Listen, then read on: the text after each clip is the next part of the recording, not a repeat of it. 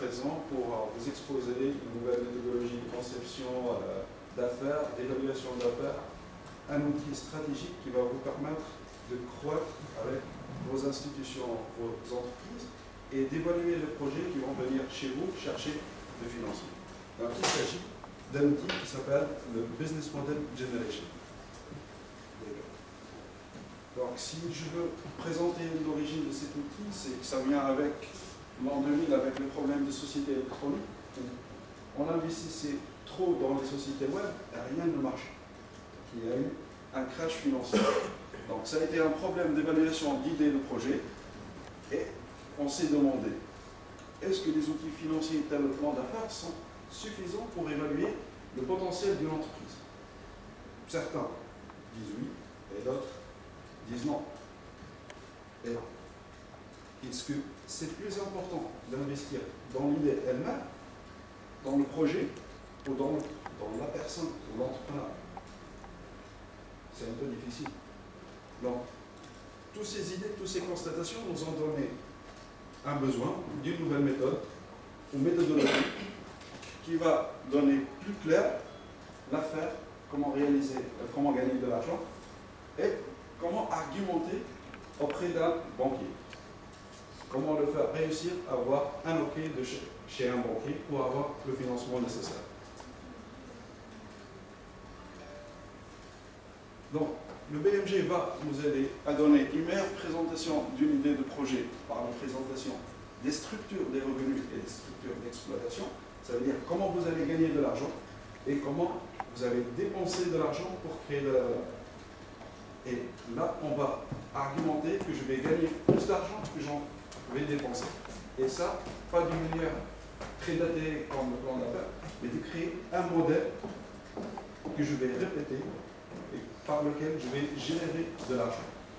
Ça veut dire, c'est quelqu'un dans une industrie dans laquelle je fais l'injection chaque fois et je fais le même produit. Ça veut dire que je réalise la manière de réaliser une affaire. Donc, un deuxième avantage du business model, c'est de changer la réflexion de l'entrepreneur, d'avoir une idée. Toutes les personnes disent « j'ai une idée », à avoir une affaire qui génère de l'argent. On ne parle plus d'une idée, simple idée, mais on parle d'un business, d'un chiffre d'affaires, d'une réalisation d'affaires. Et de présenter une meilleure lisibilité auprès des partenaires financiers, d'expliquer comment je vais gagner de l'argent, qui sont mes clients, comment je vais atteindre mes clients, comment je vais argumenter ou convaincre mes clients à réaliser encore plus de chiffre d'affaires et comment ils vont me payer. Et d'autre côté, comment je vais réaliser le produit, qui sont mes activités principales, qui sont les ressources que je vais utiliser, qui sont les partenaires qui vont m'aider. Et ça, c'est une partie coût. Donc, de déterminer la base de fonctionnement de l'entreprise, comme je l'ai expliqué, et avoir un outil de négociation avec les parties prenantes. Ce n'est pas la peine d'avoir un outil comme le plan d'affaires de 50 pages, de 100 pages, qui va ennuyer le banquier ou l'investisseur. Il suffit d'un simple document, d'un simple schéma, qui donne presque le tout. Donc, il s'agit d'un simple document, le BMG, d'une dizaine de pages, qui est un outil de communication de conviction avec les bailleurs de fonds. Il permet de clarifier le modèle avec, on compte apporter de la valeur. Ça veut dire comment on va passer d'une matière première qui coûte un peu d'argent à un besoin, une réponse à un besoin que le client peut accepter de payer trop cher. Et si on fait la différence, c'est la valeur créée. Donc, qui sera pas rémunéré par le marché et montrer de façon concrète comment l'argent va rentrer. Est-ce que via achat et vente, via location, via micro-paiement, via d'autres choses? Et de façon plus abstraite, comment on peut se dérouler les relations d'échange avec les parties prenantes. Vous avez des parties prenantes, des fournisseurs, des partenaires technologiques, comment vous allez les rémunérer? Et ça doit être calculé ou prévu dans votre affaire. Si on veut représenter la carte cognitive ou la représentation mentale d'une affaire, donc on va trouver un cadeau là. À votre avis, de quoi il s'agit? Si on présente un cadeau sur un marché, il s'agit d'une solution qui va résoudre le problème d'un client cible. On ne va pas résoudre les problèmes de tous les clients. Qu'on va lui apporter le produit pour qu'il achète. On va créer une relation avec ce client pour qu'il soit fidèle avec notre entreprise et qu'il va apporter d'autres clients. Et si on a le produit, on a le marché, le client va nous payer. Et comme ça, on va générer des revenus. Et comment on va faire pour avoir le produit? Donc, on va créer de la valeur à travers des activités nécessaires. On va utiliser des ressources clés et on va utiliser des partenariats qu'on va les payer. Et ça, c'est la partie coût du modèle d'affaires. Si on peut expliquer toutes les relations entre les structures du modèle d'affaires, on doit expliquer à la fin que nos revenus seront supérieurs à nos coûts. Si on peut expliquer brièvement qu'on va gagner de l'argent à chaque fois qu'on réalise une affaire, c'est qu'on va réaliser plusieurs affaires, on va réaliser beaucoup plus d'argent. Donc si je veux expliquer ces segments, donc comme je l'ai dit, il y a 9 composants: le segment des clients, qui sont les clients cibles, la valeur ajoutée, les canaux de distribution, la relation avec le client, la génération de revenus, les ressources clés, les activités clés et les partenaires clés pour avoir à la fin la structure des clients. Donc je vais entrer en détail de chaque composante. La première composante, c'est la segmentation des clients. Bon, si vous voyez juste à droite là, c'est la partie, c'est l'homme. C'est pour satisfaire les besoins du consommateur, un entrepreneur a besoin de distinguer les différents groupes de clients à travers leurs besoins, pas à travers et leurs attitudes, de créer des niches, des clients cibles qui ont des besoins, qui ont des problèmes et qui cherchent des solutions. Et vous, en tant qu'entrepreneur, vous allez résoudre ce problème. Et la résolution se fait à travers la proposition de valeur, qui est l'accumulation d'un paquet d'avantages qu'une société offre aux clients. C'est la raison pour laquelle le consommateur achète votre produit, pas celui des autres. Il résout les problèmes et satisfait leurs besoins.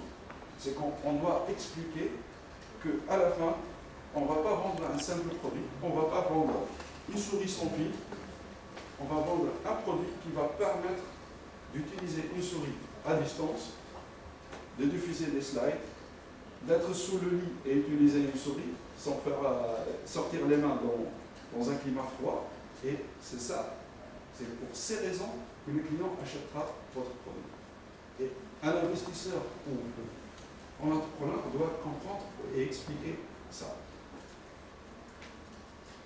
Donc, si on a le produit, on a le client, on a un marché, on a une opportunité, c'est qu'à la fin, on doit rapprocher le produit au client. C'est via les canaux de distribution qui ont pour objectif de développer la conscience du client sur la présence du produit, comment il va savoir qu'il y a une solution qui va résoudre son problème, d'aider le client à évaluer les avantages du produit. Il doit savoir que vous allez résoudre le problème réellement et meilleur que les autres produits qui existent. De permettre au client d'acquérir le produit. Il ne suffit pas de connaître le produit qui existe sur le marché, mais il doit l'acheter. Et de se procurer des services après-vente reliés au produit.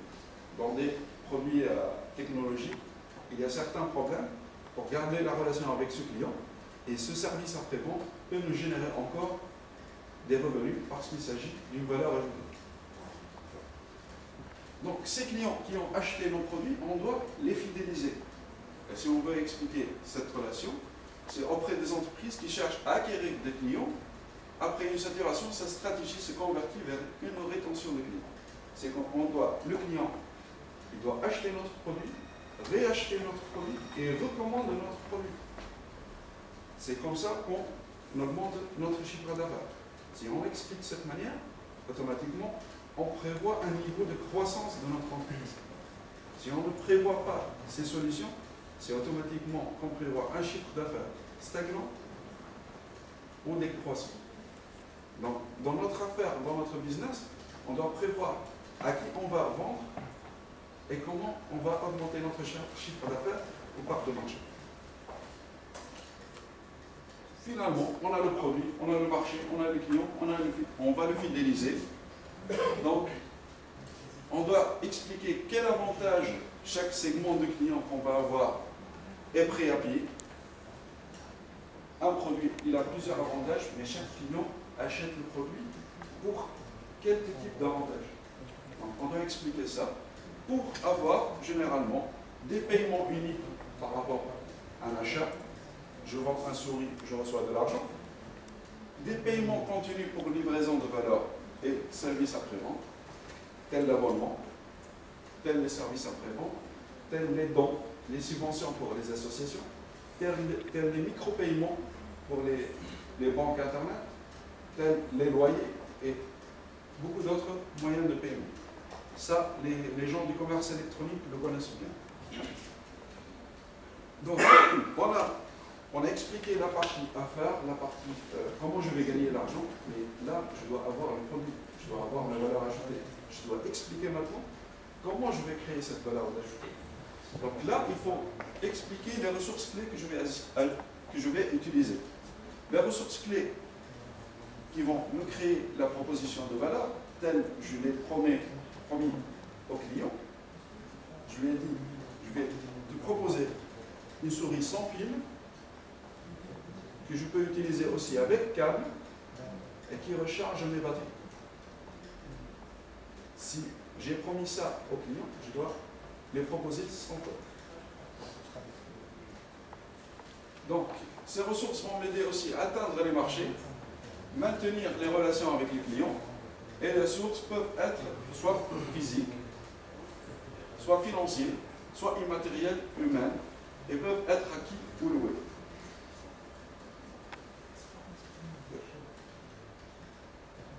Donc, si on passe les activités clés, donc, comme les ressources clés, chaque modèle d'affaires réclame des activités qui amènent à la création de valeur, quelle que soit la production, quel que soit le web design, quel que soit le commerce électronique.